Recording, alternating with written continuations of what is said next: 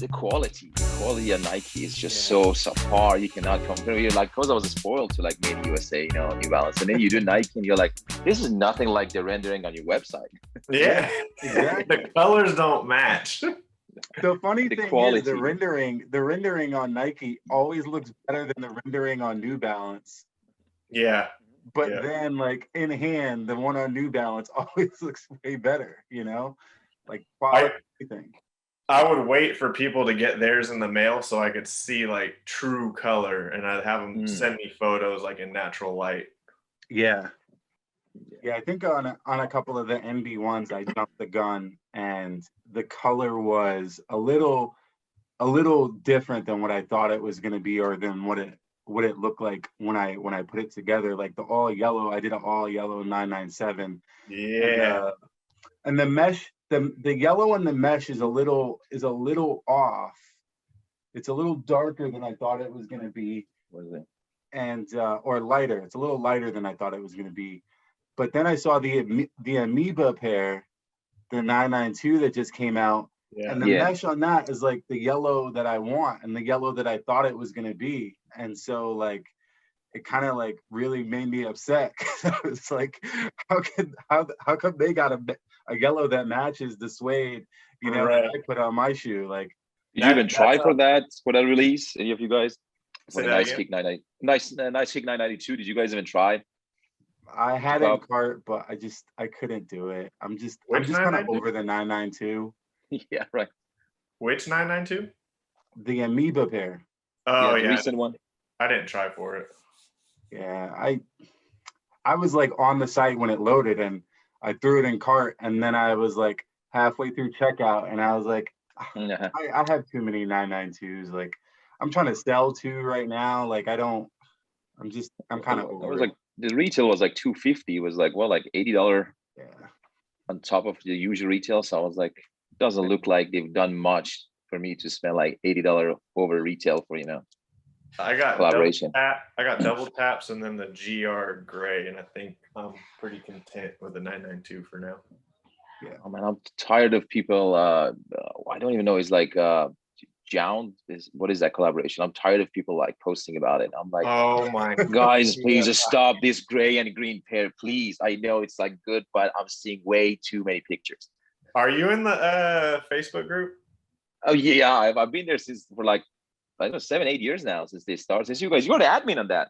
Yeah, I'm one of them, one of many. But dude, it seems like every day there's maybe 2 or 3 posts on those shoes, and it's like, oh my god, I want to delete them. But back to the like misrepresentation of the colors on NB1. I had the same ordeal with the all red 998. I did. It's really? kind of like a muted red. And I was hoping for like more of like a red October red. Yeah. But it is what it is. Oliver, how you doing? We can't hear you. Can't hear you. Yeah, you're on mute. He's like, no wonder no one's listening to me. Is that better? Yeah. Okay, great. Okay, hey guys. Me, Oliver, in case you don't know. Yeah, I think we talked, all of us, on Instagram at some point. At least I know that. Been sharing all of your great photos. Thank you so much for continue using our hashtag and continue helping the Epsilon community. I mean, it's always nice to see that you guys still contribute even after such a long time. Sure. Yeah, why don't we go around? I know obviously Robert has been on before, but for people that probably are listening and not like looking and don't have a visual of who everyone is when this finally does air, I would love to just give them like a little background on what you collect and where you are and what your Instagram handle is. Right. So I am Oliver. I am currently based in a small town in Denmark called Odense, but in 2 months from now I will move back to Copenhagen actually. When I was in high school, I had this idea for a project that I started called the Epsilon magazine. And it started off with just me doing these like small interviews with people that collected shoes from all around the world, and the series got quite big. So I expanded a bit. Now I think most people know Epsilon from Instagram, where we have a lot of posts and a lot of great people that use our hashtag. So it's sort of like a community thing for now. And yeah, I mean, I've been collecting shoes ever since high school. I mean, I'm probably one of the youngest in our group of friends in terms of sneakers. Like people usually joke around that most half the people could be my dad, but um, I mean, I'm only 23. I'm turning 24 in August this year. So obviously, I mean, I haven't been able to collect shoes for as many years as most of you guys, but I've been collecting here or there from ever since I was in high school. And I think half of it is Asics for now. And then there's a great mixture of New Balance and Nike and all sorts of crazy stuff that I picked up along the way. Cool. Whatever you want to do, guys. Me or Robert, jump on in. Jump in. So I'm Reza. If you're on Instagram or you follow me on Indie Sneakers or Indie Sneakers, that's my Instagram account. I've been collecting sneakers in two phases, because one phase was before I moved to the US, pre-2009, and then after 2009, because it's very difficult to move collections overseas, so you have to somehow just let it go. Mm-hmm. So pre-2009, I used to have a lot of Onitsuka Tigers and a lot of Diodoras, because I used to play soccer a lot and volleyball, and Mizuno Asics for volleyball, and then Onitsuka Tiger was for like indoor soccer if you wanted to play futsal, and then Diodora, of course, the Diodora cleats everybody knows, for soccer. And I used to even have like a couple of like those tennis pairs that I used to have a long time ago. And then I came to the US, wasn't like thinking about collecting again, but then saw New Balance made in USA. The first silhouette that actually I was really drawn to was 996. And I remember I was just looking, and I don't know, the retail was like 170, 170, something like that at that time. And then I was like, how do I justify like buying a shoe? Because I was like, should I just go in there? Because I knew that if I start once again, this is not going to end with one or two. It's going to just keep growing. And then bought a 996 made in USA, and then basically never stopped buying New Balance since, probably since 2012. And also on the side, I love Asics. I collect Asics. I have a couple of pairs of Diodora. And also, I know it was last week, I was watching your show about Saucony. So I still have like a bunch of pairs of Saucony. And I at some point I used to have like all their collaboration, but then slowly, as I don't know, it became a matter of quality for me, I started letting go of them, but just kept the one that has some sort of a meaning to me. Like Berger's, for example, was the first shoe that I paid, resale for like $300 something for it. Like that, it was like very hot back then. It's like I remember Berger's from End was one of the most sought after Sauconys. But that's it. And now it's equally divided. I'm actually moving out of Indiana. I'm based in Indianapolis, Indiana, and half of my collection is packed. So I was just trying to see what New Balances I have, to just look at them, because I know the topic is New Balance today, to refresh my memory. So I'm excited. I'm excited for a move, but I'm not excited for moving this collection again, because it's really a pain in the neck. Yeah. Yeah. I think, Robert, you kind of went through some pain with moving your collection or reorganizing. That wasn't really a pain, because I just moved like, I don't know, 2 miles. I was just filling my truck once and, unloading them and getting them organized and whatnot. It wasn't too painful. But anyway, I'm Robert Ljuba. My Instagram is at Robert Ljuba, LJUBA. I'm based in silent. What? J is silent. J is silent.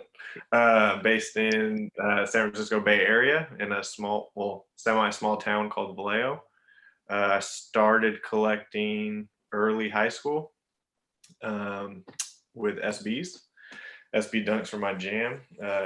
SB Dunks, and then some Air Max 90s, Air Max 95s. I probably started, I want to say it was when the pink box era first started. I had a pretty large collection of SBs ranging from silver box and pink box, some black box like Sabotage lows.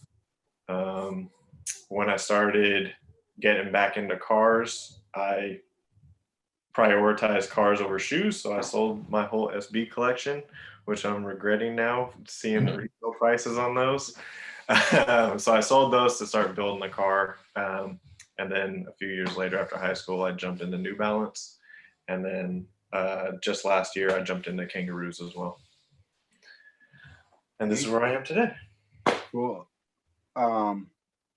And so I think like we all sort of have New Balance as our top brand as of right now, or maybe like within our top brands, and one that we probably pursue the most. And so that's why I invited all of you, just so we could sort of talk about New Balance. I think we've talked about New Balance a few times on this show, but I definitely wanted to talk about collaborations this week, and also talk about like the whole Teddy Santis taking over the Made in USA, position as the creative director. But before we get to that, because that's like the big news, let's start with collaborations. For me, I would say the Kennedy is the one that sort of really just sticks out in my mind as one of the best collaborations. The thing that really brought me to the table in a big way for New Balance. I love concepts, obviously, as a New England resident, but other than that, like, I think, they have been the top sort of brand for me, or top boutique for me in terms of collaborations. And every time they touch a New Balance, it's been very special. That luxury goods, Tiffany's, is just on and on and on. And so I know, Reza, you and I kind of had a conversation, and you were like, the last New Balance conversation, you said, we didn't talk enough about like I wasn't satisfied, man. No. The Euro brand. And that's why Oliver is here too, because I know there are a lot of great Euro collaborations. Right.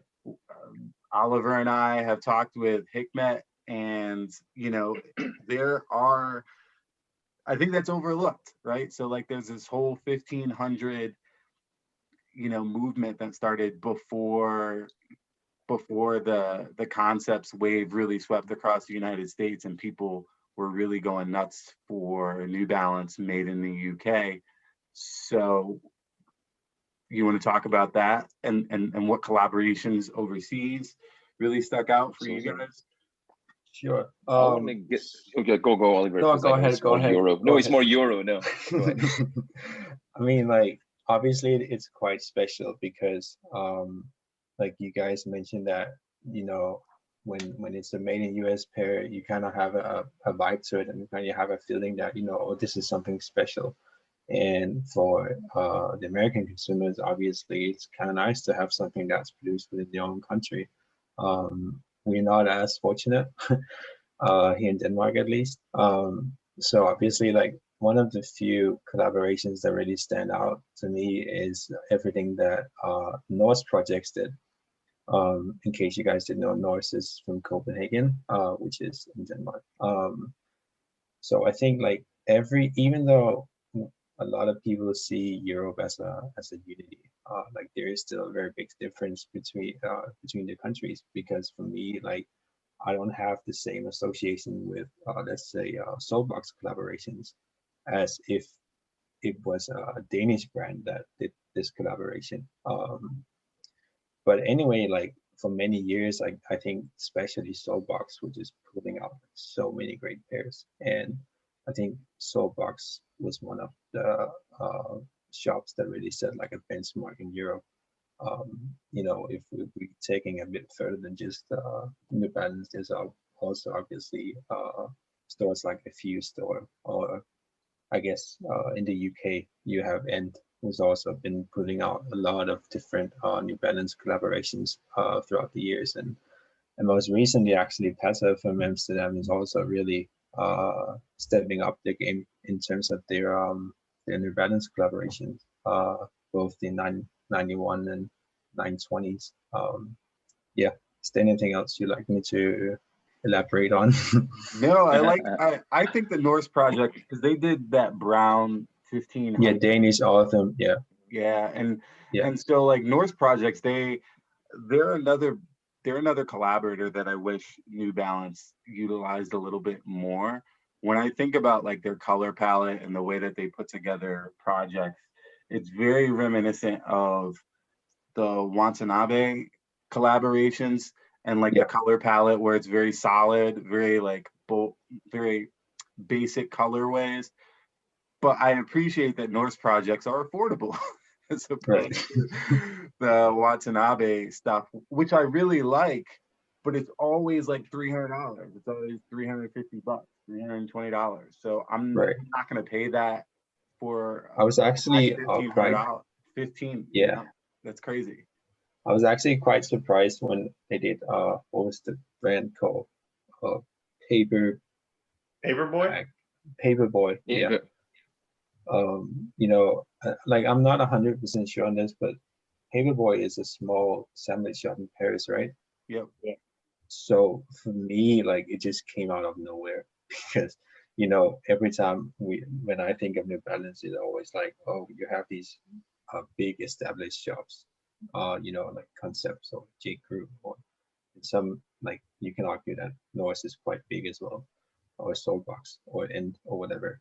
But it seems like New Balance is really like finding these small niche products in niche boutiques and different kind of brands this year, and really trying to collaborate and make them just even more exclusive.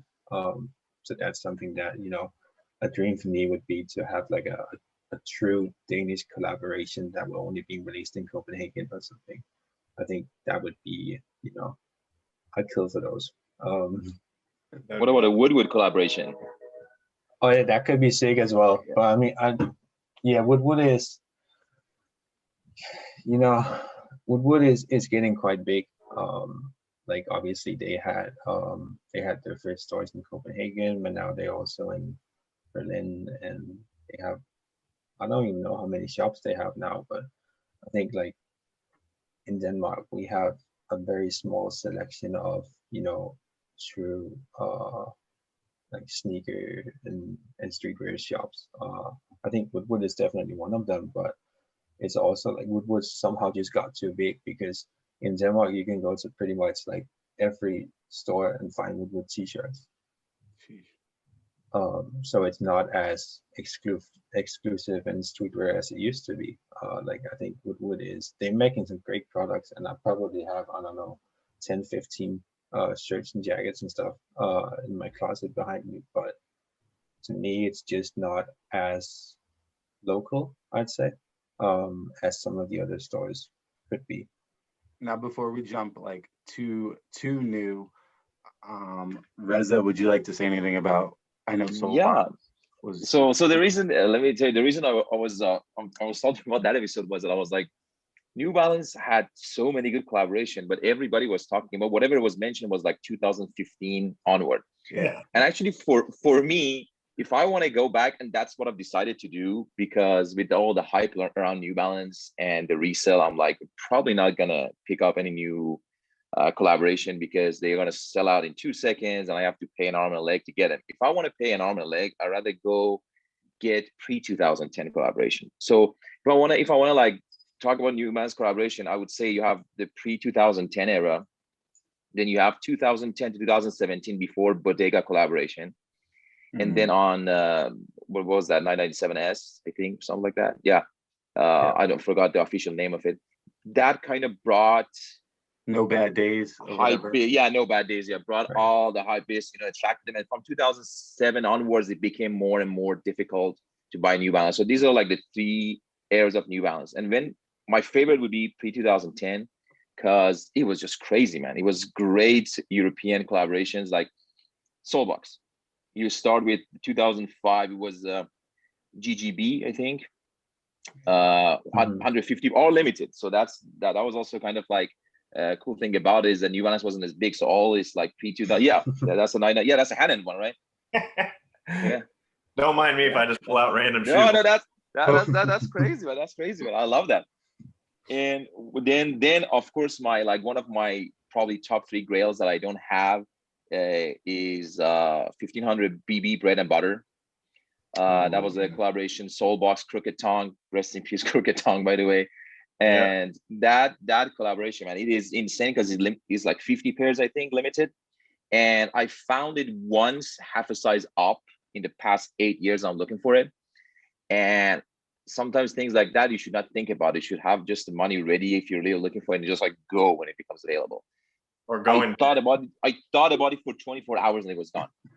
I was like, should I pay like 1,000? Should I pay like this? And then boom, gone. Then you came to what became, I think, kind of like a roadmap for a lot of other brands past 2010, which was a Purple Devil pack, right? The color blocking on that, to have like toe box, just, you know, that plum, whatever wine they call that color.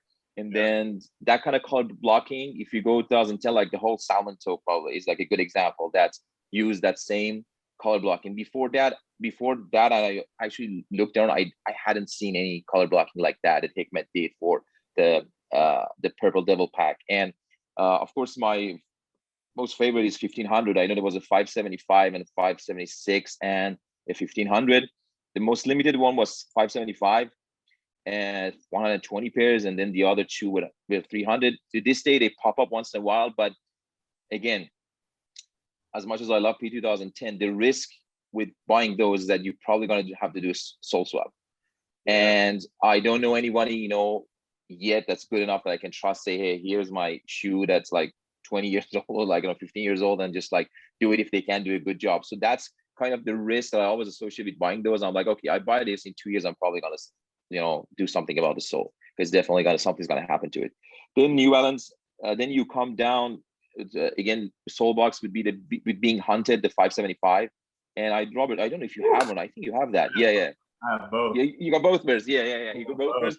There was a sample pair too. That was crazy. Had like camo on it. Yep. Yeah. Those are like what? Those are like 2006. Yeah. That's like a 15-year-old shoe. Here's a civilian. Yeah. Absolutely. Yeah. These are crazy. These are like 60 pairs today. And a funny story. So I had a similar story to you. Sorry to interject, but no, go ahead. On Collect, there was a dead stock size 11 Soulbox military 575 that was sitting for ages. Wow. And I hesitated. And then when I went to go buy it, it was sold. And God, I forget the guy's name. Daniel, last name starts with an L. He's in Portugal. You know who I'm talking about? He's in Brazil, isn't he? Yeah, Brazil, I think. Yeah. Well, anyway, he bought it. So I searched, and someone tagged me in Facebook for another DS size 11 for, I think I bought these for $250, and they're still DS. They were wrapped in the original plastic. One of them was wrapped in the original plastic. So the midsole that was wrapped in plastic is hard as a rock, and then the one that wasn't is, you know, spongy, still has some life in it. But I don't know if I'm gonna wear these. This might be the first shoe that I just keep DS because I'm scared it's gonna crumble. And knock on wood, I haven't had a 575 crumble yet. I think that military one was a sample, right? This one's not. No, this one's not. This is not the sample. But they did. Someone overseas has a sample in Asia, I believe. I forget his name. But on the subject of soul swaps, Lee Bernardo, Antics Customs, he's done 2 soul swaps for me, and I'm going to continue to go to him. He's in New York. Awesome. Yeah, definitely need to. Yeah, and then after that, it was a toothpaste pack. That I love the packaging. I like the fact that they came with a toothpaste. I'm still thinking about buying a pair because one is sitting on eBay on my size for a long time. Again, probably the same scenario. By the time I end up buying it, it's gone. And after that, it was a Nazar Eye that first was a 576 sample, and then they changed it to 1500. And then the last one I think was they re-released that GGB the finals that has like a red and green. It was a re-release of GGB and then a red colorway. So this is like all Hikmet and like for the pre 2010. I want to show some love to Chris Law from Crooked Tongue, because Crooked Tongue did some great collaboration pre 2010. I mean, one of them, Robert has a whole blog about it. What is it, Confederation of Villainy? Yeah, that's BJ Betts too. Yeah. Oh yeah. Yeah. That's the only pair I was able to find, and I'm still looking for that 991. Yeah, I mean, mine doesn't have a special box, and whenever I ask people to sell them my box, they'll just get weirded out. They'll sell it to me. I'm like, I would pay like good money for your custom box because I don't have it. Dude, this dude on the group, you might have remembered that guy with the full Confederation of Villainy pack, and the guy bought the whole pack just to rob the 2 boxes. Wow. Yeah. Right? Yeah. I recently it's been like 2 years that I see those posts. I'm like, let's just move on. I'm not even gonna comment because then it's gonna get started. I'm just gonna say, let's just move on. Life's too short. Yeah, and you I think took it to, we chatted about this. You took it to the artist, the tattoo artist. You saw him or something, right, Robert? BJ Betts out of Philly.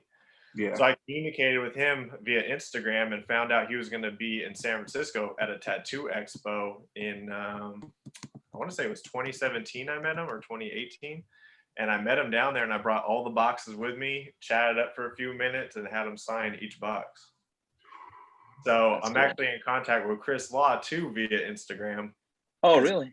Yeah, he's up in Oregon, and he's heavily into Mini Coopers, so like automotive industry and whatnot. So if he ever makes it down here, I'm gonna, make it a point to meet up with him and have him sign the boxes as well. That'd be awesome. And you have all 4, right?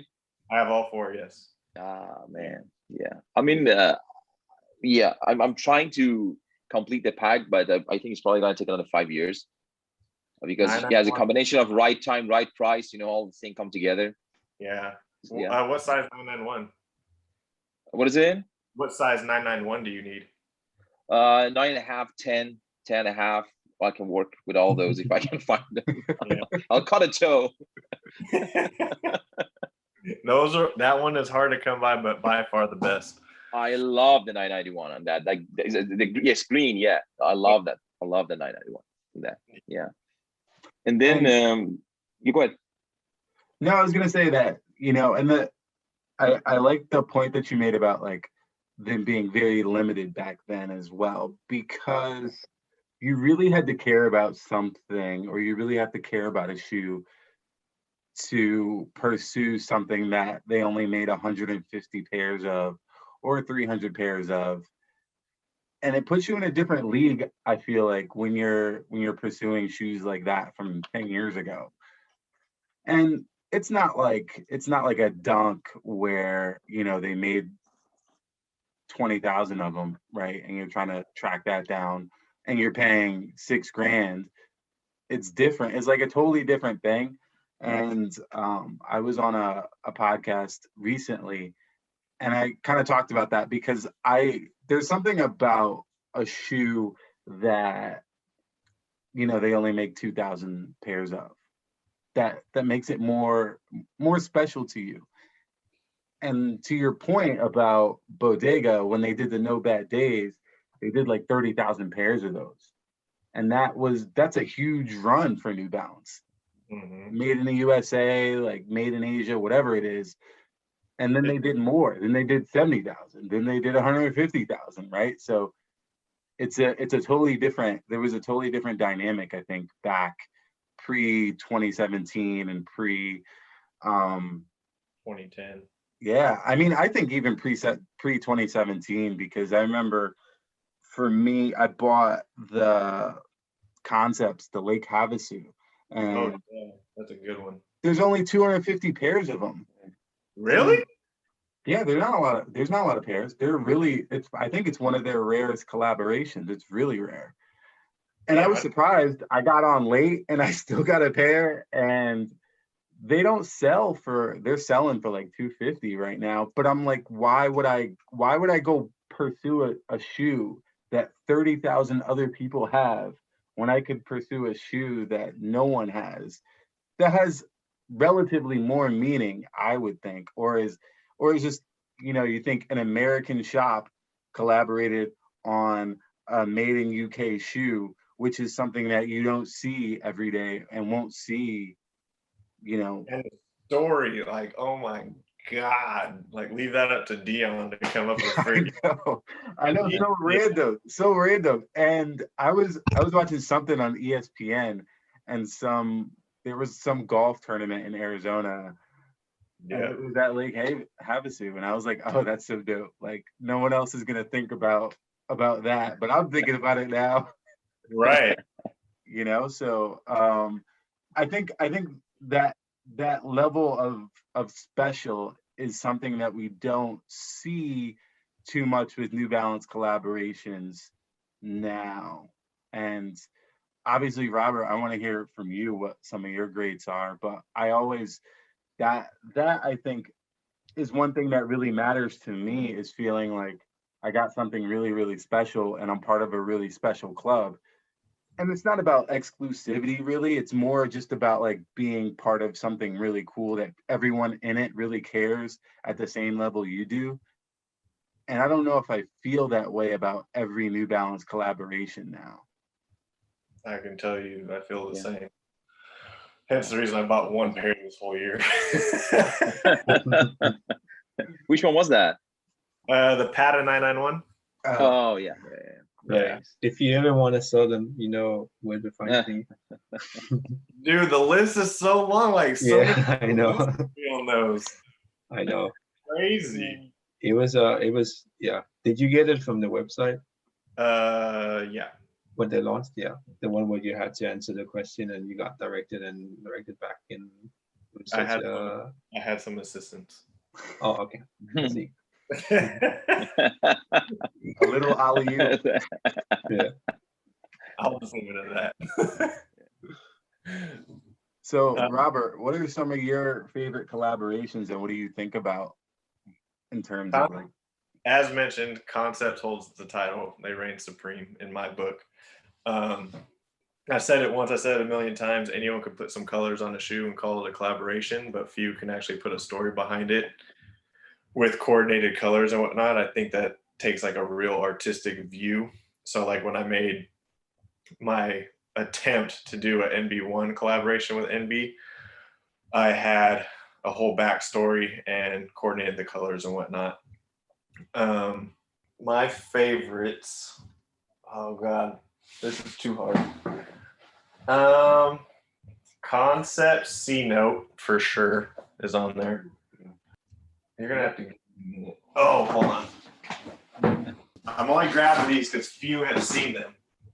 Shout out my boy Nico Kawasaki. Oh yeah. Oh. Rumor has it that these were only given to people involved with the Supermoto team of that time. So this is definitely up there, especially with like, you know, my background and interest in the racing industry. So that's what's it say? Ninja? It says Ninja on the tongue, right? It does. It does say Ninja on the tongue. I don't know if you guys can see it. Bam. Oh, that's awesome. Yeah. And Kawasaki on the toe. Before I was like really heavy into New Balance, like I don't know the backstory or how they came to be, but like I showed them earlier, the Hanon 990 V2s, the HSN and the HBWs. Those are like pretty up there for me just because it's a V2 and I love gold, and their play on white, black, and gold was pretty good with those. Not to mention the certificate of authenticity was a really nice touch. Yeah. I wish most collabs would come with those. That's pretty awesome. As mentioned, the Confederation of Villainy, that's probably my top over everything else, Confederation of Villainy pack, that's up there. I don't know if you guys ever like Googled or looked up the myths behind like each project, like Black Tom, Blackbeard, Black Bart, all that. But it's pretty, Sword, yeah, Black Sword is pretty interesting. For more information, people should go to your blog, man. Plug your blog. Yeah, plug the blog. We gotta plug the blog for you. LubasCollective.com. Check out the blog. I'm sure if you just Google Confederation of Villainy, I believe my link is the first one. So check out the blog. You can see the backstory. You can see how I met BJ Betts and had him sign the boxes. The Grand Tour concepts was also one of my favorites. Obviously, the automotive background in that. I thought they did a really good job. I was hesitant on the fake carbon fiber. Yeah. I was gonna say I was like, always touchy. It might, especially if you're a real car guy. You're like, oh, fake carbon fiber. I'm not. It's like I'm expecting carbon fiber that was like on the Black Sword, and this is definitely not that. But it's still a great shoe. I mean, that's pretty much it. I'd say, yeah, Concepts knocks it out the park as far as USA boutiques go. You're a 99, 998, 992, or not 992, 996. V2. Yeah, V2 for sure. Definitely. V2, yeah. And you have every colorway of that. What is it? Is it made in UK? 990 V2. There's something about that. It's a specific silhouette. You have like every colorway. Yes, it's actually a made in USA product. This one? Oh, yeah, and it's USA product because it's hybrid, right? It is a hybrid. It's a 991 midsole with a V2 upper. Yeah, awesome, but sadly, they're dying rapidly.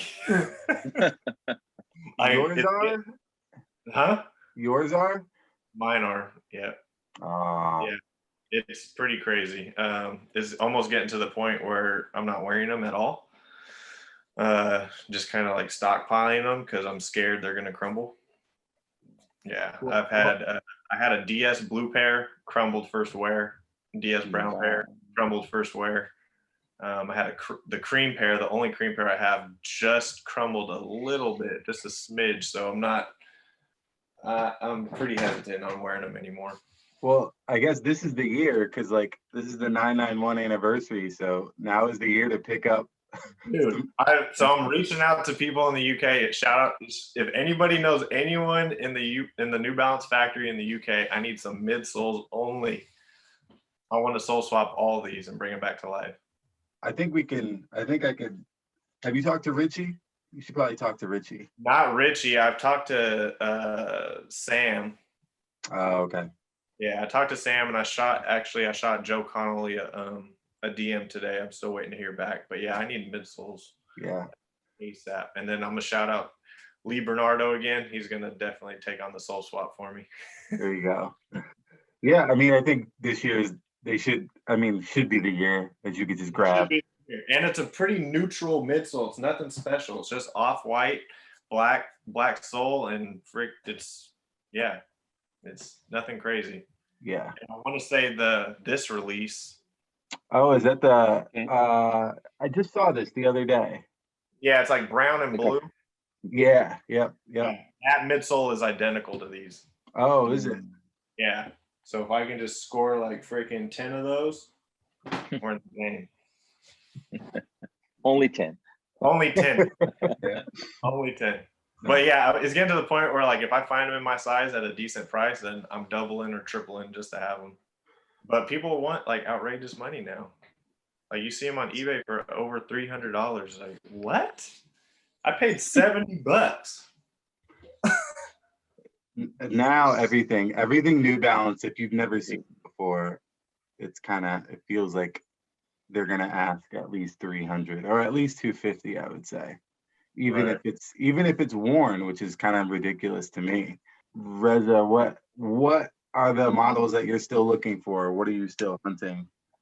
Man, I am hunting, and it's just becoming more and more impossible. I really love those again pre-2010. There was Colette, and is it Lime JC? Yeah, the 1500 one is carbon fiber and pink. Yeah. Speaking of carbon fiber, Oh, and the other one is a 2006 pair that has like X's on them. yeah. 1500.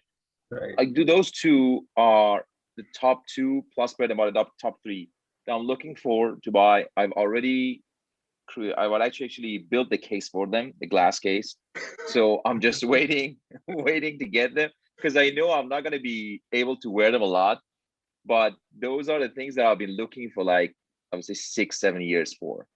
And I cannot wait to get my hand on. I was really happy. I was finally able to buy a pair from Spain. That was the iPunked collab.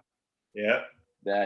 That I was able to find finally my size. So I was really glad to get this. So this is the one that's 120 pair. The other one that was also all dots here was much limited than that. That's the one that I would love to add so I can complete the pack. But this is something that I wanted for a long time. I was really happy pop up, and I was like, I don't care. I need to have this. I'm really glad that I got this. It's a great colorway and great like concept and everything. And I like the whole like extras that came with it, being this and the little iPunked tag, of course the bandana and everything. All these extras that now you don't get many, unfortunately, these days. But yeah, so this was one of them that I'm glad I have. And of course the as you said, like 1500. And the reason I like Blackbeard is because it was the first time New Balance actually used a black sole on 1500, or I think period, something like that. That this was considered a high risk for them to put this. And this is what I like about it. It's like the first New Balance 1500, or maybe New Balance that had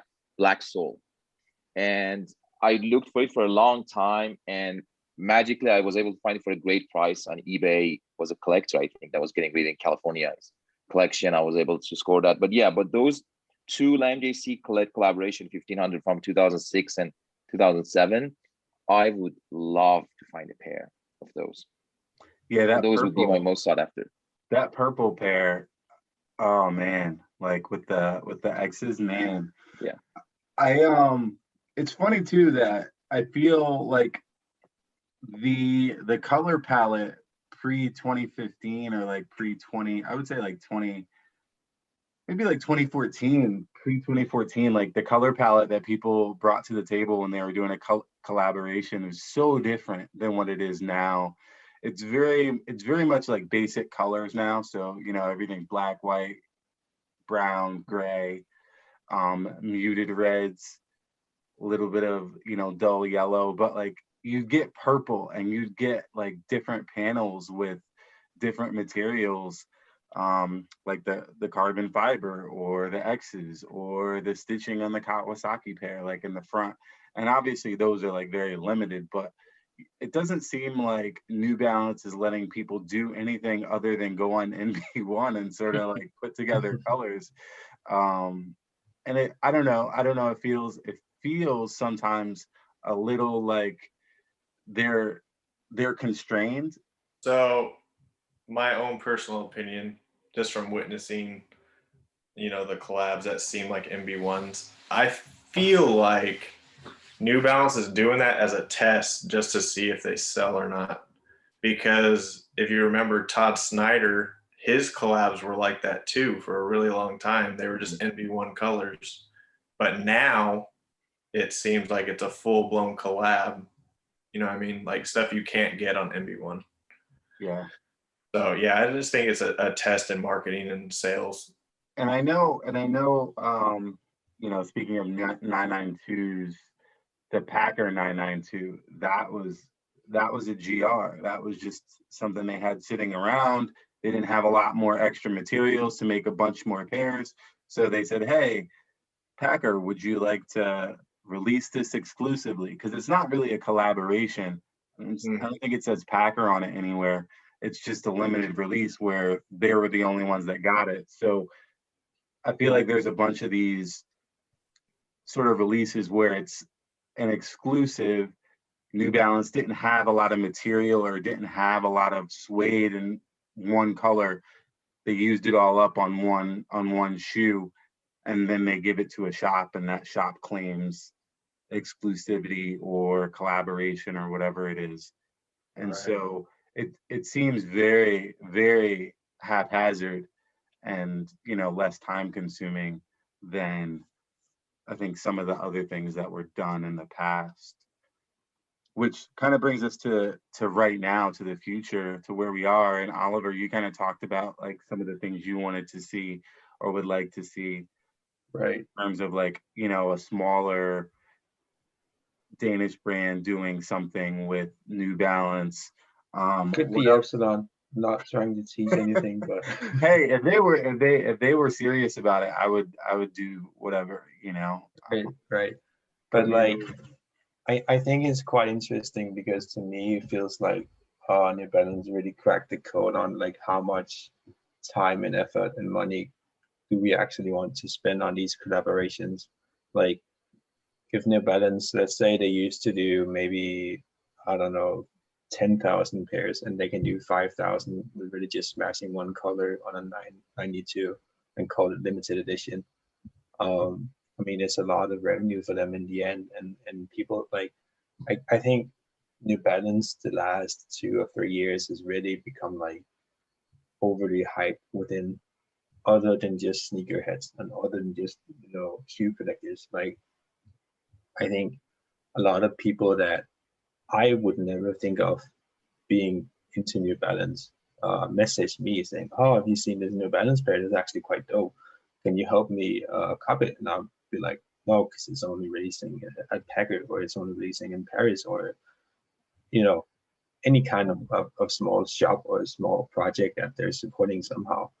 And I feel like New Balance just really is taking advantage of this, at least for now. I mean, hopefully at some point. I mean, as long as people buy the shoes and they all sell out, it's really not a problem for them.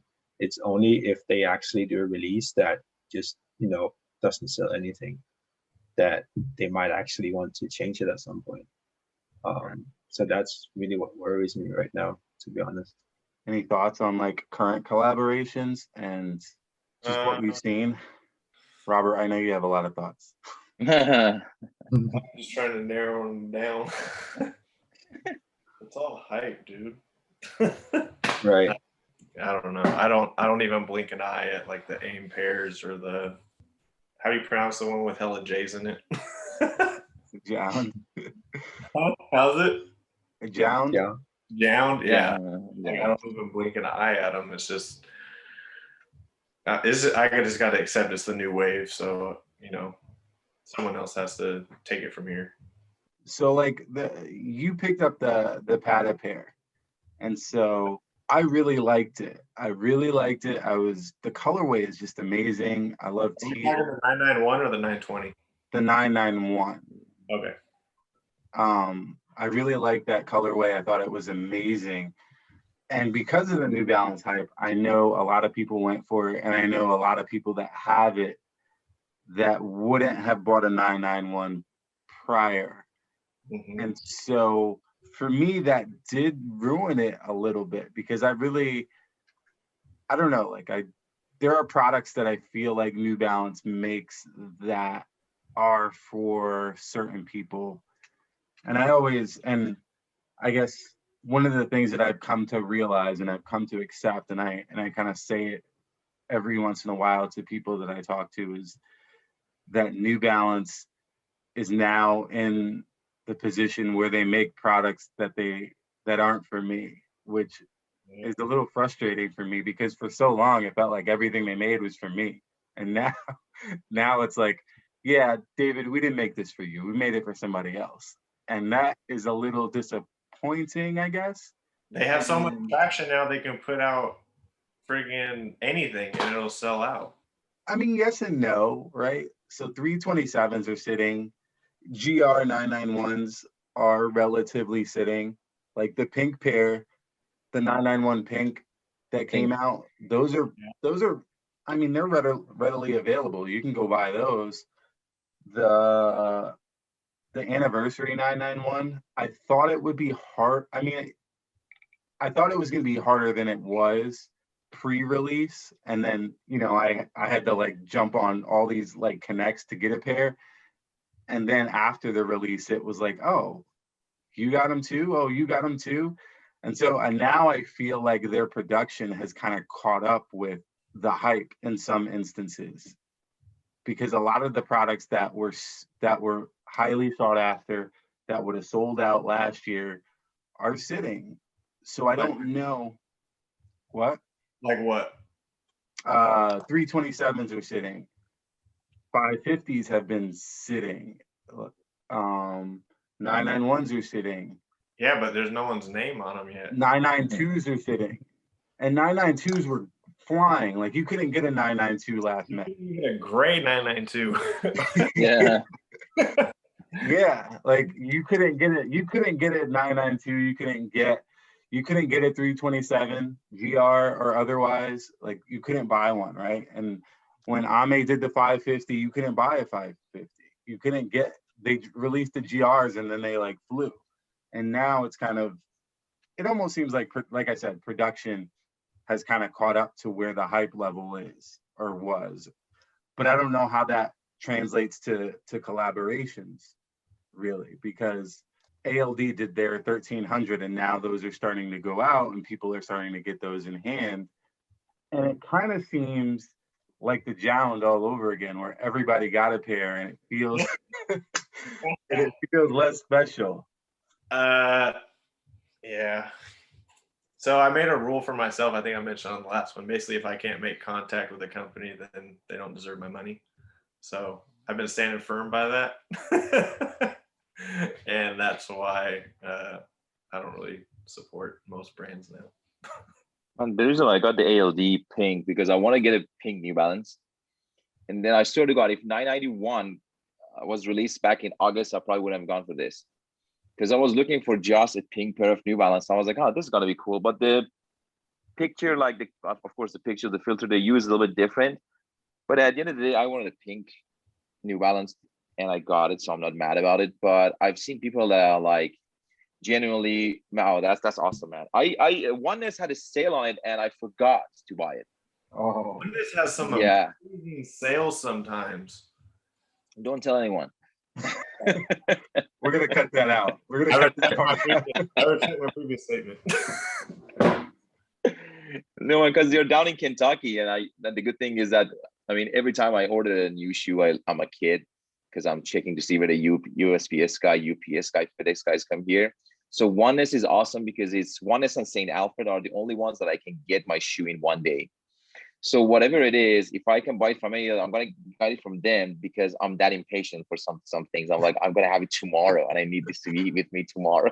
So that's the way it is. But speaking of hype in New Balance, I mean, as I said, like that Bodega collaboration, for some reason I don't know even why, because I just don't know what was so special about it. It wasn't made in US. It was, I think, made in Asia, if I'm not mistaken. So I'm just like thinking, why, in your opinion, what happened to that Bodega collaboration that just blew up? My own personal opinion, once again, I think it's just the how far in advance they begin to leak the photos or just leak information about the collab. It was the same thing with I can't pronounce the guy's name. That orange Sesame Street shoe.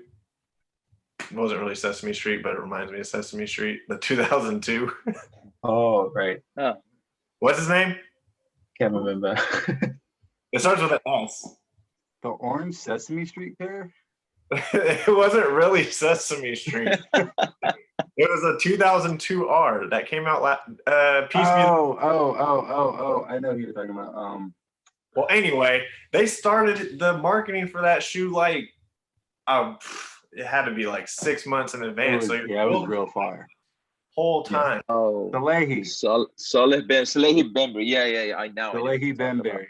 Yeah. So I just think it has to do with how far in advance they push the hype, because like the bodegas get pushed out way in advance, that ALDs get pushed out way in advance. So obviously you're gonna have a huge following when they finally drop. Concepts doesn't even have that big of a lead time. No. I want to say they start promoting maybe 1 month before the shoe drops. If that. The 327 they did last summer, I think we didn't see it till a week before. Right. Yep. They have a 992 coming, right? That's the rumor. That's the word. That's the rumor. I heard it was close to one of my buddy's NB1s, and if it is, gonna be fire.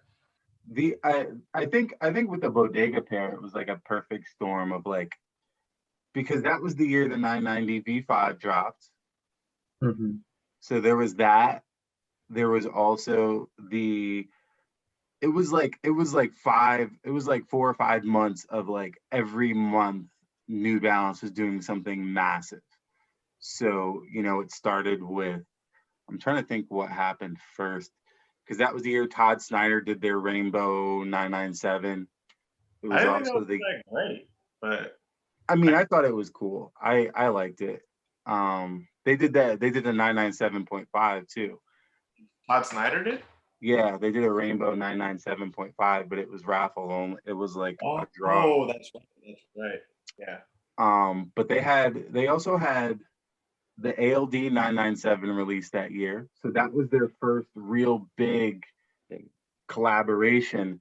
And it went nuts because Ronnie Feig posted the pictures with it. Yeah. Right? He posted the first picture with that shoe. Yeah. And we thought it was a mismatch. I think everyone thought it was mismatched. I thought it was MB1 at first. I even made a comment. Oh, really? I was like, "Oh, great! Just another MB1 collab. Wonderful." Well, the insole was like the flower print. So I think that was the first clue to me. But I thought it was a mismatched pair, and that was cool. And I remember for months people were going nuts over it, and no one knew. Everyone thought it was Ronnie's pair, but it wasn't. And I think that really set it off, where it was like, okay, he did one. And then the fall of that year was Ronnie doing the United Arrows non-native pack. So it was like consistent for like 4 or 5 months of New Balance doing like major collaborations. And so I think at the end of it, the bodega came at like May, which is like, you know, sunshine. Everyone wants to be out. Everyone wants to have something new. And if you had been like leisurely about New Balance up until that point, you would have missed everything before that, right? So you would have missed everything. And so there was just like this, okay, I have to have this New Balance. And so they kind of capitalized off of that, I think. And it was cool. I thought it was cool. It was like a really good story. It was the first time that I think that they were able to reasonably compete with concepts cross town. And in terms of story and doing like a shoe that was based around something that wasn't just like, hey, this is a cool colorway. Right. It was the first time that they were able to do that on a New Balance. Like no one has ever been able to do that reasonably, but I think they did. Anyone who even attempts to put a story with a shoe gets an applause from me. Like, yeah, it could fall flat, but at least you attempted something. Yeah, and I think that's what put Dion. That's what puts Dion ahead of Hikmet for me. Is Hikmet is great. Like I love his colorways. Like the toothpaste pack, the finals, like all of those, they're just amazing. It's my color palette. It's like something that I would totally wear. But then the story is kind of all right. Like, you know, it's a cool concept, I think. But then when you get like a Dion pair, it's like a box. You get this, you know, all these like little indicators and notes and you know, secret stories and whatever. Like it's cool, you know. But the way even they did those donks, man. Those donks, remember, like they had people with hazmat suit coming into the store. Concepts. Yeah. Which ones? The lobsters were it was so real. People thought it was like real. Like that's like that's awesome. He sets the bar so high, dude. So high. Like, that dude, I don't know, he's underappreciated in my book. And he still makes time for, you know, his fans, like his support system. Yeah. Which, you know, that speaks volume too. Yeah. He also doesn't take on too much, which I appreciate as well. He what? He doesn't take on too much. Oh. Like I think Ronnie takes on a lot.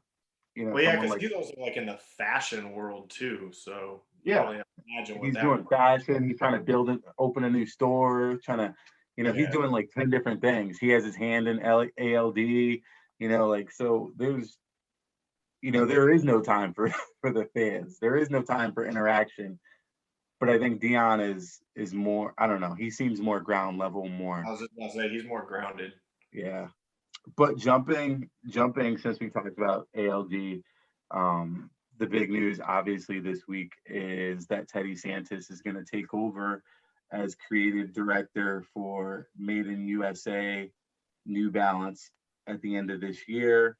I think with the poster, they teased a bunch of models or a bunch of colorways, because I guess it's not a collaboration now, right? Like if he's in-house, it's not a collaboration if he's coloring stuff up. I'm interested to hear what Robert has to say, because I know, because I saw your comments. Now let me grab my popcorn. I want to look at the picture because you said tease collabs or anything. Yeah, there were 990 V2. None of those have been released. Like they're all things that haven't come out yet. Well, one just looks like a gray 990 V1.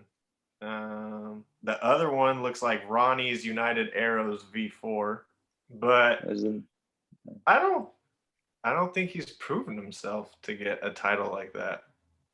How long has ALD been around? Since 2014, so he's what, 7 years? Yeah, I think, man, like it was something. I don't know. You see, Adidas jumped with what's the Fear of God, Lonzo? If I'm not mistaken, right? Adidas basketball. So kind of went like Lonzo Ball. Yeah. No, Lonzo Ball. But who is that? The founder of Fear of God, because they put him in charge of the. Lorenzo. They put him in charge of the basketball. Reebok went, hired a new creative director from like the brand they collaborated with. So I feel like it's kind of like became a trend that let's just go, with what's hot. And grab them because when you're a company, for example, you're a company like Supreme, right? Your value is not your sale. Your value is your hype, right? Because you're saying, I'm going to go with limited numbers, but I'm going to gain market with hype, right? Something that doesn't exist, something that I don't have to spend a lot of money on for the case Supreme. I can just word of mouth or the fact that it's limited, bringing people over. So like New Balance, these bigger companies, because they cannot just go limited every day, because that's not, how it's going to go for the GR, right? Because they have to have higher volume of sale, because they manufacture actually something, not just like go and print a t-shirt. So I think with the collaboration, it's a time for them to grab that hype, make it limited and say, hey, like, let's put us on the map. And then when you have people coming, and New Balance becomes like a brand that, now everybody's talking about it. Those, for example, I just don't really count them, but those complex con panels that they talk about shoe of the year. Now Joe Fresh or New Balance 2 pairs, 3 pairs were in the sneaker of the year. So all these people see this and they see opportunity and hype, and also the fact that there's a huge resale market. Anything that can resell, people will go and buy. If people know they can make $500 of a brick, they will go and buy a brick and resell it, right? Because this is what it is. Because reselling doesn't need anything. You can be in high school, take a summer off, go to New York and stay in line, hustle. You still have to hustle and just make a lot of money. So reselling is kind of a business that's accessible to everyone. Everybody can go and in their own right become a reseller, right? All you have to do is just find a plug and get access to shoes. So that kind of like drove a lot of people to this brand. And I remember like when I was wearing like the more chunkier like New Balances in like 2012 on my campus when I was doing my grad school, people were like making fun of me. They're like, oh, you're just like gonna go, I don't know, long amount or something like that. Or you're gonna like that shoe, or are you gonna do grill something? It was all the jokes. And then in like 2000, I was just walking because I still like teach on campus. I was just walking and I saw people like wearing 990, and I was like, this is awesome. First of all, second of all, if I would have done that like 10 years ago, people would making fun of me. But now everybody's like walking like the other shit with like the New Balance like V5 and 992, be it whatever collaboration, GR. And I was like, that is awesome. But it has driven me away as a fan of the brand, that I know any new collaboration, I don't have a chance to get it. Because even though I probably, if I study, I would have enough knowledge to know how bots work and maybe do something with it.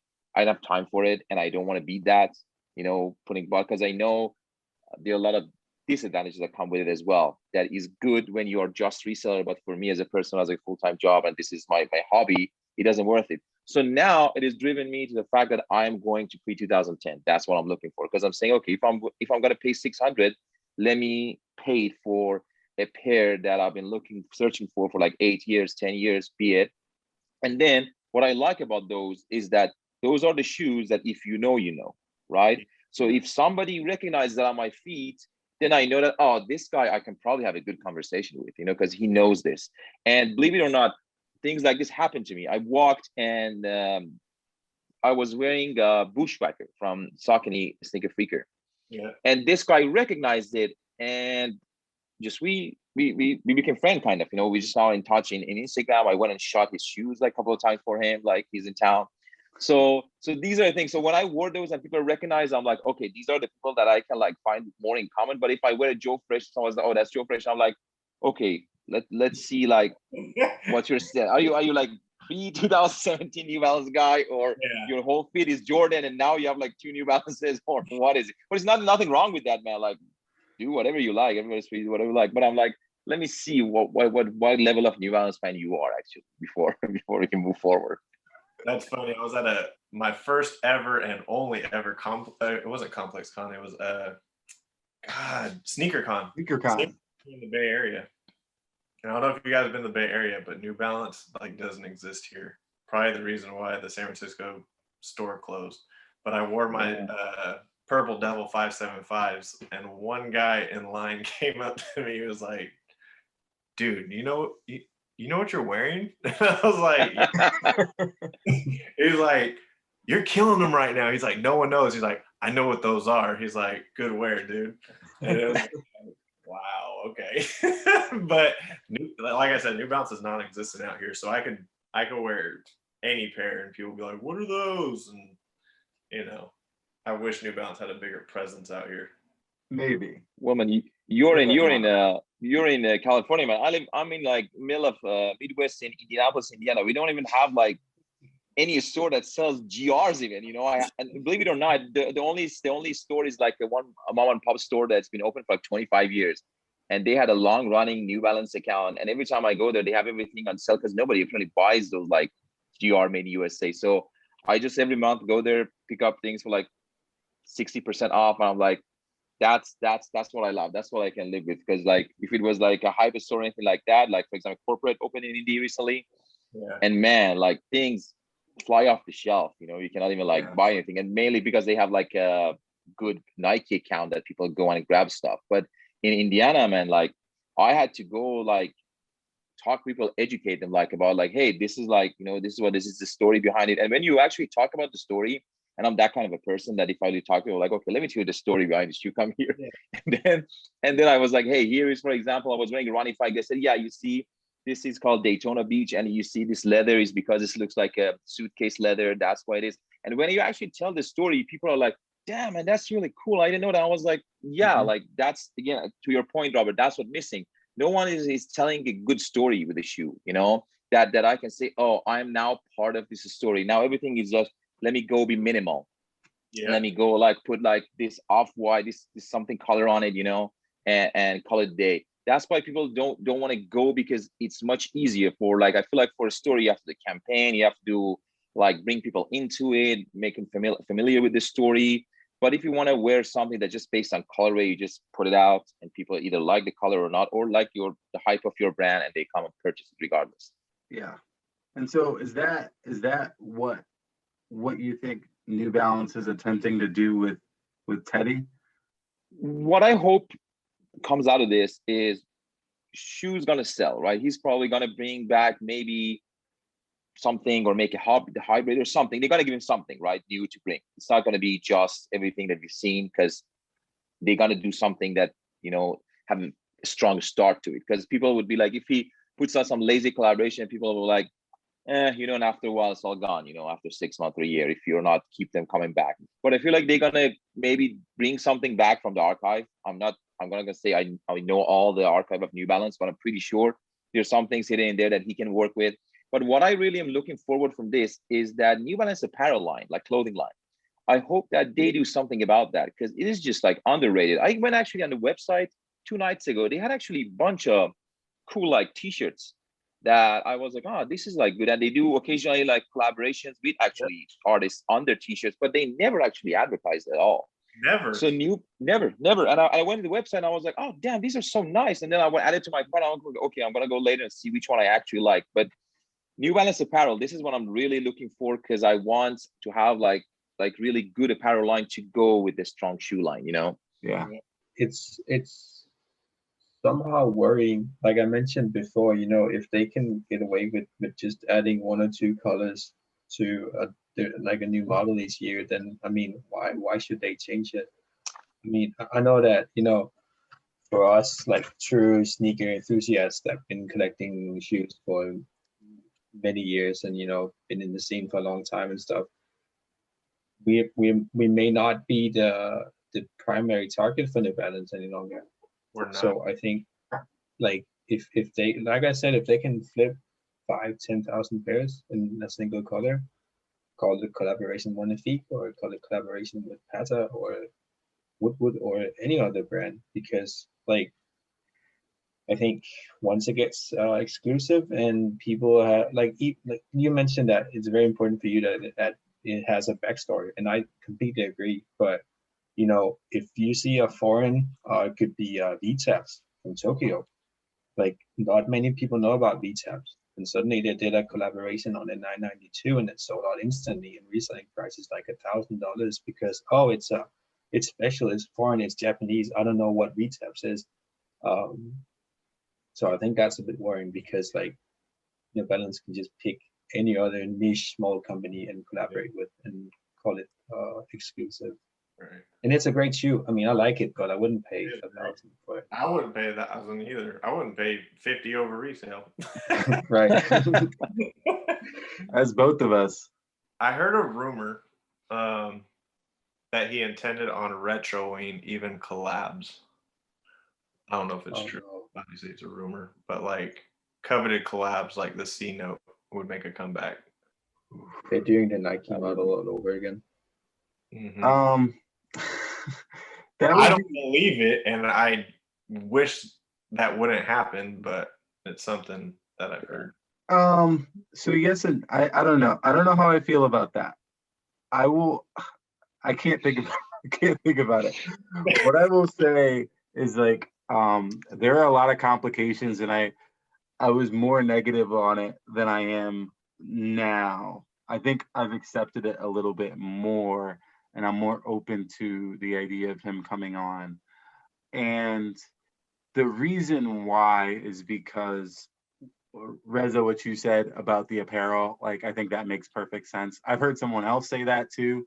I've heard more. I think that's a running theme for a lot of people, that just New Balance apparel has been weak and hasn't been really sought after, or something that really has been eye-catching. And so if he can do something with that, I think that's a big plus for the brand, because they really need to expand out, because that's something that Nike does really well, does apparel, and you can get everything, right? You can get a whole fit from Nike. Right. And so if New Balance could do that, that would be great. The other thing that I was thinking is, so New Balance already has their whole collaborative wing, and he's not coming in to do that. So they have a whole collaboration team. You know, Joe Grandin runs that, Kevin Trotman. They have designers over there. So my understanding, and at least it doesn't seem like he's coming in to oversee that.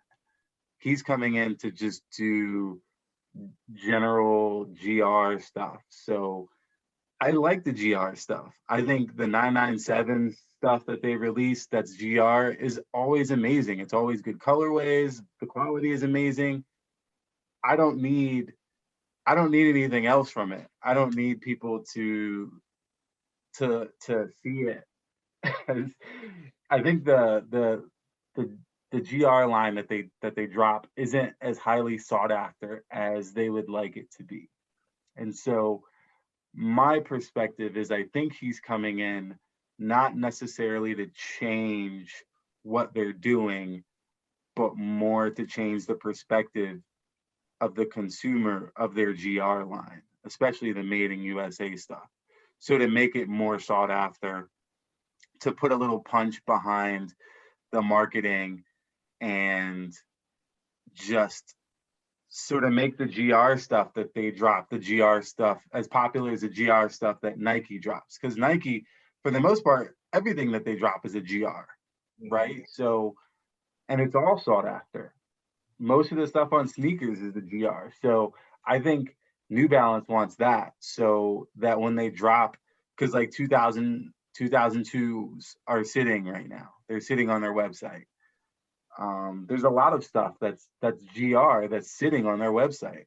And I think if they can bring in Teddy and create this marketing campaign or this perception that all of the GR stuff is just as special as the collaborative stuff, it'll move too. And so I think that is their big thing, because that has been like sort of the piece that for a while was working, where, you know, they were doing a collab, you do a collab with Joe Fresh Goods, and now 992s are impossible to get. But that only lasted so long, and now 992 GRs are relatively easy to get if you really want them at retail.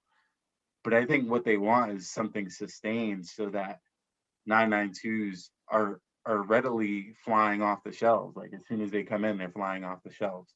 Or at least that they can produce twice as many as they do or have in the past, and sell twice as many, like Oliver was saying, where, you know, if I can sell, you know, 5,000, but I can sell 10, you know, I've been selling 5, but I can sell 10 easily, more easily than I've been selling 5. Like, why wouldn't I do that? So I feel like he's coming in not necessarily to collaborate on their GR lines or the made in USA stuff, but more to create like this marketing boom or perception for the mainstream consumer that the inline products are special and should be bought at the same, you know, at the same clip as the collaborative stuff. And that is my thinking. That's what I'm thinking is going to happen. I have a question for you. If you want to choose a silhouette for Revival in 2022, which one would be the first thing you want to see from it? I mean, so I know, so the things that I want are already coming back. The 990 V2 is coming back, right? That's gonna come back. I love that. So I don't know what else I really want. I would say that I like the fact, I liked when 997s and 998s were consistently available in GR form, and they aren't now. Like they haven't put out a 997 GR in a while. They haven't put out any 998s in a while either. And I think, you know, those are the silhouettes that I really like. So it'd be great if those were readily available, or those were, I don't want to say come back, because it's like they were just here. I just bought a 997, you know, from Todd Snyder. But I like the GRs. I liked when the GRs were coming out readily. So I don't know if there's anything I'm missing. At some point, like remember 1500, the GRs, remember older 1500, what is that? They call it Robin Hood, the colorway, it's green and brown. Yeah, remember it used to be like 800. Right? Yeah, it used to be like $800, $900, like 2012. You had to pay for those. Oh, that's but not now the they're bringing out. Yeah, that's the one is green and brown, but that's the same pack, I think. Yeah, they have the inverted colorway. Yeah. And now they're doing the same thing with GGY and all those things that they're bringing back. They're kind of retroing everything. New Balance, because the GRs back then were sought after. You know, especially Fire 1500 MI UK. MI-US never had that people will be like, oh, there is like a sought after general release MI-US that I want. Yeah. I mean, I think it's because they've done such low numbers of the made in USA stuff, right? So it's always been if you know, you know, for GR stuff. So if you didn't know, then you don't know now. So you're not looking really to like retro anything, because if you just got into New Balance, you just got into New Balance because of Joe Fresh. And Teddy, you're not into them because because you're looking for the Robin Hood 1500s from, like, you know, like no one's into New Balance nobody's getting into New Balance now because of the GR stuff that existed 5 or 6 years ago, or even the collaborative stuff 5 or 6 years ago, unless you're like Concepts or something. But other than that, like, it's all. Dude, I got so many DMs for the 990 V2 hybrid. Like, when do these come out? Or yeah, it was like, oh my god! Like, it says right in my post, like 2006, 2008. No, was it New Balance Gallery or a Sneaker Freak? Or someone reposted and it just blew up. Oh, Nice Kicks posted. I was Nice Kicks, yeah. Oh yeah. Way off guard by that. I was like, whoa, okay, that was cool. I mean, I think I'm okay with them bringing back collaborations, but it has to. Listen, hold on. There's a lot of stuff that I didn't get that I would like to have, and I'm like the first thing I care about is, can I get a shoe to wear? And so if I can't get a shoe to wear it, that bothers me. But I think you got to do it right. You can't just bring back I need the 997 Rose from Concepts. Like, you can't just bring it back. You have to bring Dion in. You guys got to talk about it. You got to do it like he did the Kennedys when they brought them back, right? You got to do it in the right way. And so I'm okay with it being done. I just, you can't just say, hey, we're gonna do a pre-order for Rosés. Like, that would be ridiculous. I don't want to see pre-orders for old collabs. I'm sorry. I don't want to do it. Don't do it. No. So what are your guys' top 3 New Balance made in USA silhouettes? 998. Okay. 990 V2. Yeah, the third one is a tough one because it's either 997. For me, it's 990 V1. It's underrated, the Vibram sole. Oh, I'm gonna say 996. It's really underrated, but I love that shoe. Oh, that's 996. Yeah, they had like a run with 996, but made in Asia. Was it last year, 2 years ago, that they released a lot of 996, but they were all like made in Asia. There was no MIUS, except for the NCA anniversary pair. Yeah. I'm like definitely 990 V1. These Shout are out to made Mr. in Sabotage, by the way, for this, but Ooh, this is definitely 990 V1. One of the most underrated silhouettes. I only got one V1, and it's also a Sabotage. Sabotage, yeah. Yeah. No, but your pair. Whew. Yeah. I actually saw. I think maybe yours was the first one I saw. That I was like, oh, he's doing like things again. Let me go, and I contacted him, and it was actually very nice. He responded to me and just like very easy to access, guys. So I appreciate that. Cool. I gotta say 997. 997 is my number one. 990 V2 is number 2 for me. And then it's tough. 3 is that third spot is just so hard. Oh, I forgot about a 993 too. Because I was thinking 1300. I was thinking 1300 because I love the 1300. Yeah. The shape is really good on that 1300. I mean, I don't like the 9. I'm not in love with the 998 as much as most people are. I love it, but it's just, I don't know. There's something about it that I love it when I wear it, but I don't overly hunt them. Like, I'm not on the hunt for 998s. I would say 997.5 is really great too. Like, that hybrid is just like the best of both worlds, right? Surprisingly, the Fusion was so comfortable. The 997 Fusion, like the Concepts collab, the Ezra. Yep. Reverse the Curse. I might have to take that 998 out and swap it with a 993. I haven't had a 993, but I saw them like popping recently a lot on my eBay. Yeah. And I don't know. Like, I know I'm sure they're gonna be comfortable, and I like the shape on them. It's not like 990 V5. Yeah, it's more like 990 V3 kind of vibe. 993. The 993 to me is better than the 992 by miles. Mm-hmm. by mile. Like the gray 993 is so much better than the gray 992. And it's like one of those shoes that I bought at the beginning of the summer, last summer, for like $130 or something off of, the outlet site. And then they went crazy after the 992s were like, there was like this month where 992s weren't available, like no one could get them. And then everyone went and, went everywhere and bought everything 990, right? So 993, 997, everything was just gone. And those were one of the things that flew, was like the 993. And I have 2 pair, but they're so comfortable. I would say like it's miles above the 992 to me. It even looks better on foot. The 990. Oh, you said 993. You meant 990 V3? No, I meant 993. Oh, okay. And I haven't seen any collaboration on 993, right? There hasn't been anything. Just the Kawasaki. Just the other than that, I haven't seen any. So Oliver, how about you? What are your top 3 made in US silhouettes? You can call me new school or youngster or whatever, but I actually really like the 990 V4s.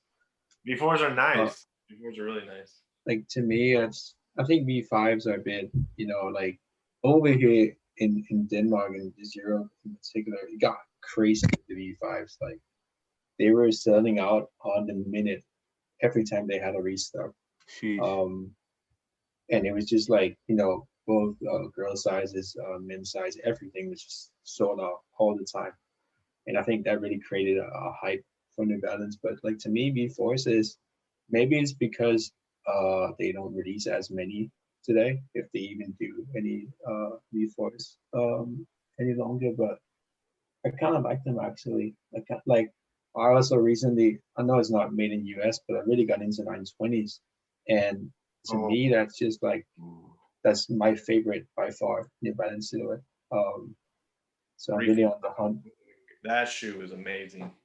But other than that, I would say, 990 V4 first, 1997 second, 1998. Yeah, I'm surprised the 1400 didn't get any love. No. 1400 back, it was a J. Crew 1400. Yeah. Oh yeah. Burgundy pair. The one they did last year was really good. The tricolor pair, the blue, blue green. Yeah, and the tan, I think. And the tan. Ooh, that was so good. And I again, that was a pair that sat there for a while, and I should have bought it. And I don't know what it was I was thinking. And now I see pictures of it and I'm like, oh, that's amazing. They're an underrated collaborator too, because like, look at the extras that some of theirs came with, like the butterscotches and the wood box with the blue heel top. Yeah. Anyone listening, I need the butterscotch in a size 12, and like, it's my grail. It's like one of those grails, like that and the rosé. Like, I don't know which one is higher, but I know that I need the butterscotch. Like, that's, I think for me, if I had a pair in hand, I might say that was my favorite collaboration of all. It's my favorite 997. Period. Oof. Over I agree, actually. The rosé? No. The butterscotch. Oh, butterscotch. Oh yeah, butterscotch. That's over luxury goods? Over luxury goods. Dude, it's a great shoe. I need it. This is really good too. That was an interesting story. Yeah. I have a quick question. So staying on the topic of like Teddy Santis, Santis going to New Balance. So I'm pretty sure New Balance, for example, would have loved Dion, like to hit their MIUS, probably, right, over Teddy. Or that's what I would have loved. But why do you think makes someone like leave their brand kind of like, or to join New Balance versus someone like Dion or people like that, probably never gonna happen? Why do you think is that like motivation behind them moving? Because they already have a brand, you're already like making good things. I mean, it is not like you're Virgil going to Louis Vuitton, you're going, Is he leaving Ame though? I mean, he's not going to be as involved probably. I feel like that'd be a conflict of interest if he stayed. I feel like he could do both. I feel like brands don't care about conflict of interest as long as they get what they wanted out of the relationship. because Jerry Lorenzo still had Fear of God going when he went to Nike, right? So it's not like, I mean, I think the only problem would be like Ame couldn't, or I guess maybe he could, Ame could, but the line of like Ame doing something, a collaboration with a Nike or with an Adidas or with a brand that's other than New Balance, but that competes directly with New Balance would be questionable, right? So that's where I think it gets kind of funny. And it would be like, okay, Teddy, you can't have any involvement. You got to be hands off for that. I don't know. Like, I feel like there's no real boundary. There's no real line in terms of him being able to do Ame stuff and do New Balance stuff. Because I think we see it all the time. Virgil does it. You know, Virgil's like, hey, I'm with Nike, but I'm also doing Louis Vuitton and I also have Off-White. So, you know, and everything that Louis Vuitton does sneaker wise is just a ripoff of something that Nike does at 10 times the price. Yeah. So like, I don't just follow the money. Yeah, I don't think it's I think it's a conflict, but I don't think it's going to stop him from doing Ame stuff. And that was a question that I had too, was like, are we going to get watered down New Balance stuff that feels like leftover Ame stuff? Oliver, what about you? If someone had to be the creative designer of MIUK from all the European brand, which one would you like to see for MIUK line? I all of actually you don't guys. know.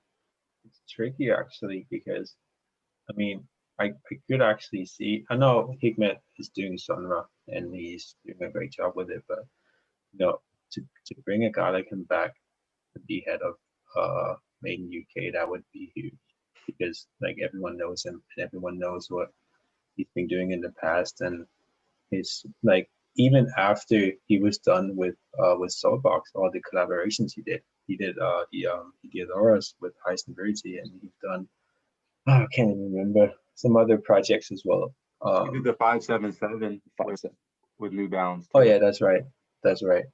So I think like a guy like him, that would be like the top, very top of the list. That's kind of like what I was alluding to earlier. Like Hikmet, he has a track record with New Balance, Right. an outstanding track record at that. Teddy doesn't, in my eyes. It's like, so you put out what, 6 pairs, 7 pairs, and now all of a sudden you get this title. Like all in the last like 2 years, right? Right. Yeah, he pumped out 4 in 1 year. And with the right backing, like Ronnie, you're gonna push those products. Yeah. I mean, I could see. I think I could see why why Teddy is the guy and not someone like Dion. Like, I think Dion. Dion's more for the culture. What? Dion's more for the culture. Yeah, but he's also a guy that you don't want to, and he wouldn't want to be put in a box where he's like, all I can do is New Balance, because he doesn't even wear stuff that. You don't even wear his own stuff, he said. When I heard him say that in the interview, I was like, wow, really? Yeah. Like, if you ever see his feet, like if you ever look at his stories and his posts, he's never wearing concept stuff. He never wears. The only pair that I've seen him wear is the SREC concept. Oh no.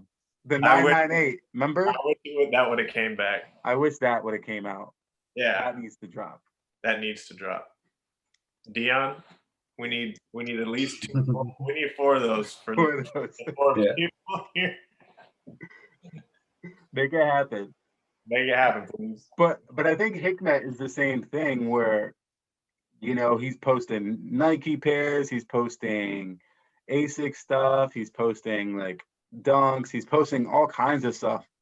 And so I feel, and I know he's doing or done work with Nike, you know, so I don't think he wants to be put in a box either. And I think one of the things that I know about like Sonra is that he can do it when he wants to, right? Like, he doesn't feel constrained to, hey, I have to put out products. It's only like if I feel, you know, that I have something to share, I have something that I want to do, that I have to do it, not that I have to try to hit this quota for this company, right? So I think there's a reason why people wouldn't want to do something with New Balance, or wouldn't want to take on that role at any brand. And like, I even worry about it with Jerry Lorenzo and him going to Adidas, is like, okay, but 6 months in, and I heard him talk about it and everything, but I'm still kind of like, yeah, but what if whatever you do doesn't pop the way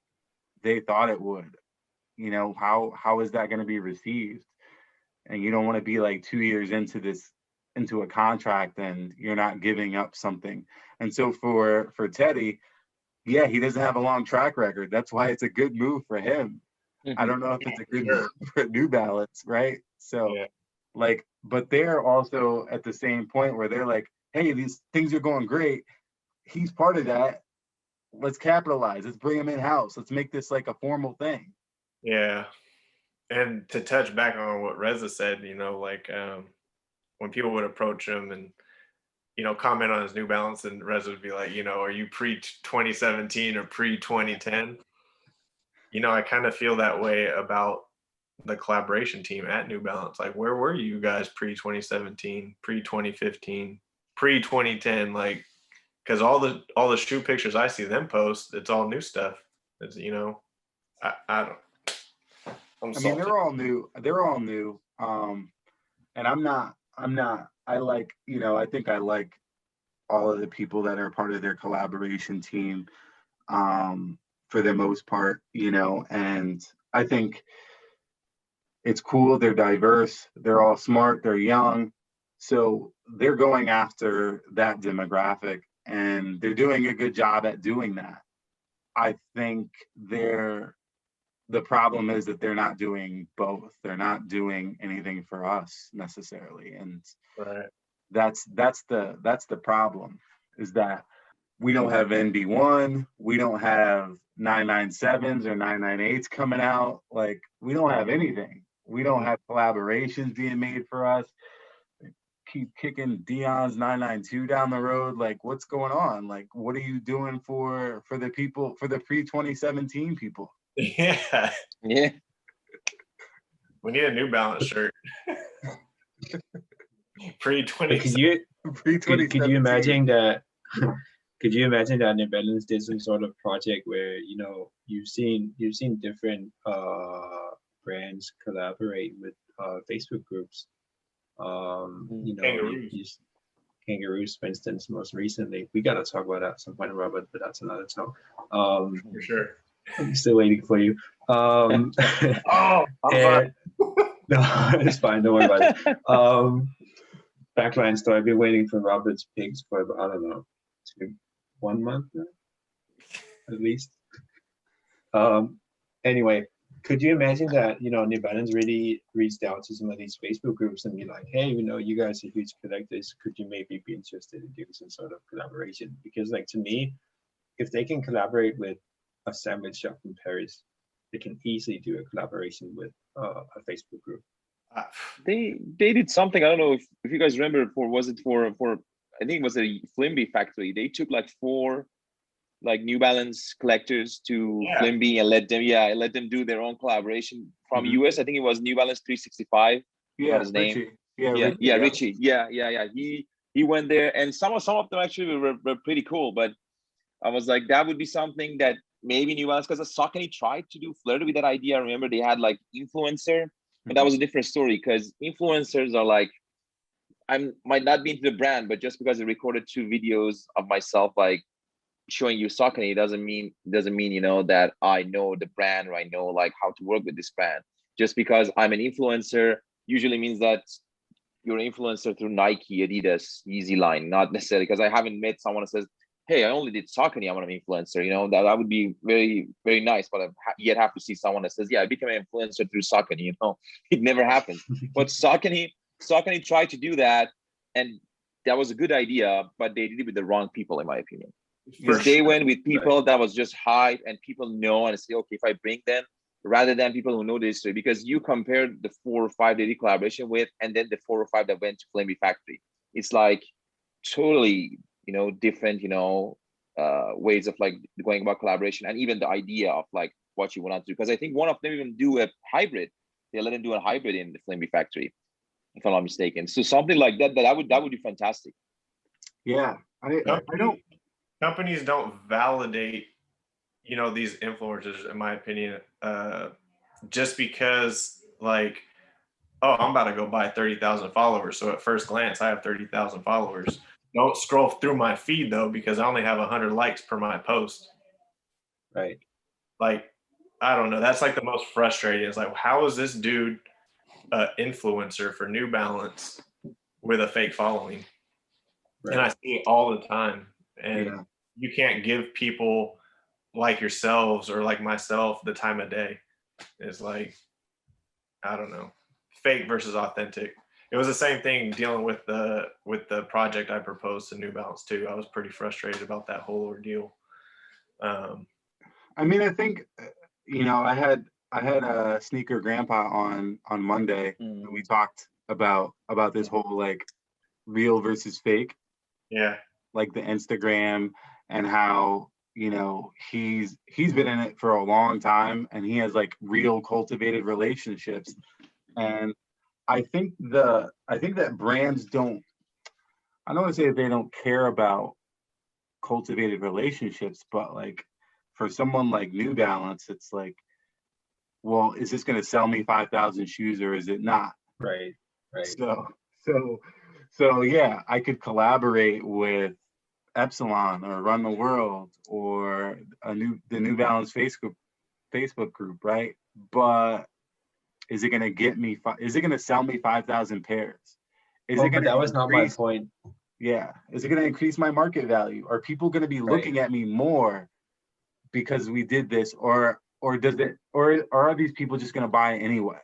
And so I think they look at us and they go, okay, they're going to buy anyway.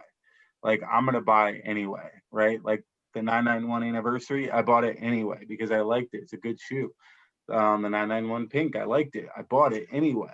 And so for them, it's like, why would I put my time and my money into those individuals or this group to show appreciation when I can put my time and money into this person that has a following that will sell me 10,000 pairs? Like, that is what I want to do. I want to increase market share. It's about economic growth. It's about forever economic growth. I need to forever be growing the company, or forever be growing my market, or forever be growing the potential for me to sell. Like Reza had said in the beginning, it's not necessarily about the fact that I sold 100,000 pairs. It's about the fact that there's so much hype behind me that I can sell 200,000 next year. So I think they're looking at it that way. And so there's no value necessarily monetarily in supporting, I don't want to say supporting, but, and, bringing in people that are already going to buy or that already support the brand. It's about tapping the people that don't and getting them to look at them. But I was thinking more like a special project in some way. So like like Kangaroos did recently. Like I would never expect New Balance to actually reach out to a small Facebook group or WhatsApp chat or whatever and be like, hey, do you want to do 100 pairs with us? I know that that's the ideal and that's what we actually want, but New Balance is really all about selling pairs, and we just kind of have to admit that we, like I said earlier, we're not the main consumers any longer. The main consumers are people that are maybe on high school now, and they follow, like, I'm not trying to blame anyone here, but they follow like Rarity, Hypebeast, all these like hyped up accounts and influencers and stuff. And maybe someday they wear a pair of great 1992s, and everyone just like blow their mind. Oh, they're so cool. Where can I buy these?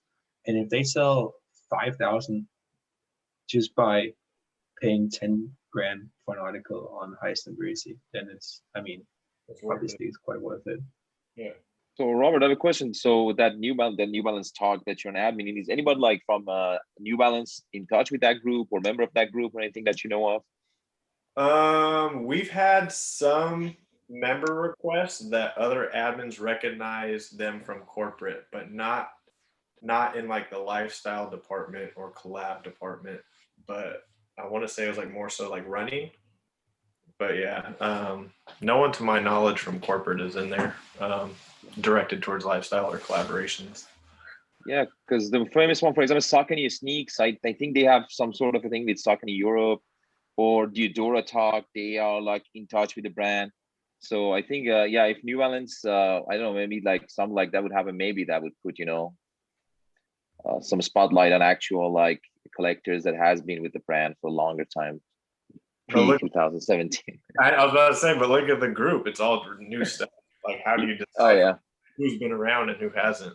Yeah, it was funny because something happened in 2020. I don't know why. I once logged into Facebook, I was kicked out of the group, and then I contacted Alex. And I was like, Alex, dude, what's up? Why am I out? And apparently something happened by mistake, so they readmitted me. So I came back immediately the same day, and I commented something, and then some dude was like, "Yeah, man, you just joined like 2 months ago, so you don't have like to say anything about this." I was like, to be honest, just don't look at my date. Go search my name on the see how long I've been posting in this group. I appreciate that, but do your homework before coming attacking me on like I've been here for 2 months.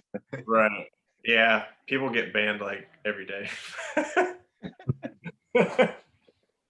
No, man, but New Balance Talk is a really good group because that's like the main group on Facebook for New Balance. Because I honestly don't know. Asics New Balance Saucony used to be like really had a lot of traffic in 2015, 16, 17, and then they kind of fade away. Yeah. But the only one from New Balance is New Balance Talk. I think there's nothing else out there. And on of course on Instagram you have MB Gallery, but New Balance Gallery, but on Facebook it's just like that group. So. And there's a good chance if like that group, I don't know, put some efforts, maybe something can come off it. I don't know, because they're the only one. For sure. Well, I think, it'd be great to see some pre-2017 appreciation at some point from the brand. And it would be great to see them bring back the GRs that I personally always thought were great, the 997s and the 998s, and those silhouettes, just because we haven't seen them in a while, and it feels like the brand is turning a corner, is doing some new stuff, which is cool, but they also should pay a little homage and don't forget about the long-standing, long-suffering survivors. So I gotta wrap up, but any last thoughts that you guys have about New Balance or the collaborations or where they go from here? I just want to give a quick shout out to both Robert and Rasa for, if you really want to look at New Balance on Instagram, these two guys are really like the go-to. Can highly recommend them. Also check out Robert's blog. It's great. I spent a lot of time on it actually. Yeah. That's awesome. Thank you. No worries. I'm hoping to devote some more time to that, get some New Balance material up. Been pretty busy and trying to get back into my car stuff. So yeah, I know the feeling. So speaking of being busy, man, I've been super busy too. I really wanted to like post more pictures, but between the like full-time job and sometimes and the move that moving from a state to state, especially for us, I'm moving to Texas, so it is going to be a huge drive. So that like takes up like 2-3 months of your life just planning how you want to like leave after like 14 something odd years you live something you only want to stay. But yeah, but definitely as I say, shout out to both of you, because I always like Epsilon magazine. I always follow. I always you guys always show me love. I appreciate that, pictures that I post. And Robert, of course, we've talked on and off, but your blog definitely is a blog that I always, if there's a new article, I go and read, because I know creating is difficult, man. Like putting time into creating something, writing about it needs passion, and keep up the good work, man. And the only way we can support is just to come and read and give you some traffic. And David, of course, you with the Ivy brand, man, it's been fantastic. I love the whole like ideology and the concept behind your brand, and I am really looking forward to see you, progress, become better and better and your brand more well known, because it definitely deserves it. So all three of you, in a sense, in my digital world, you're always in there every day, so I see you guys one way or another, and I appreciate that. And I like that at the end of the day, like the love of shoes, New Balance, and something as simple as a sneaker, like bring people together from like different path of life, different part of the world. So I truly appreciate it. Different generations as well. Different, come on, man, you're not different. I'm only 35, man. Yeah, that's quite a difference, isn't it? Yeah. Well, I still play sports with 21, 22-year-olds, so I feel the same way. Oh man, That's good. That's good for you. Yeah, Where are you moving that's why in? I have a bad knee, man. That's why I have a bad knee, man. I was on crutches until 2-3 days ago. Oh man. Yeah, that's the price you pay. I'm moving to Austin. Oh, cool. So you're Nice. gonna be Yeah. right near Sneaker Grandpa. And Yeah. So I'm really excited actually, because a lot of people, even the Third Coast Facebook group, those guys, I went to Austin like a couple of times before, and I saw them. It was so weird because we have been talking on Facebook, talking on Instagram for like 6 years, and then you saw someone in real life. Yeah. And it was my first time experiencing that. It is just, we just pick it up. It's just, we've known each other for 6 years and you're just like seeing each other, in real life. So I'm really, really excited. I get to see people that I'm always like digitally involved with. And I know that Texas, being Dallas, Houston, Austin, they are like a lot of, sneaker enthusiasts. So I'm really, really excited to go finally to a market that I can, reach out to people. yeah, it's cool. Texas, I think, they have a really diverse sneaker community, and like the people there are very, I mean, every show I feel like I have somebody from Dallas on, but they're all pretty invested, and they're just so diverse. Like, DJ Swaver and Brian Coffey, I think he was on a few episodes ago, and Black Seal, like so many people. There's just so many people down in Texas. So good for you, man. I'm glad you'll be close to some people that actually share a similar appreciation. Hopefully there's some retail shops you can take advantage of too. Sneaker Politics and Nice Kicks are the only one that I know of so far. But that's the first thing I look at whenever I go even anywhere for vacation. I'm like, so where are the sneakers I can get? I do the same thing. Well, it's been great having you all on, and I will definitely have you all back at some point, and keep in touch.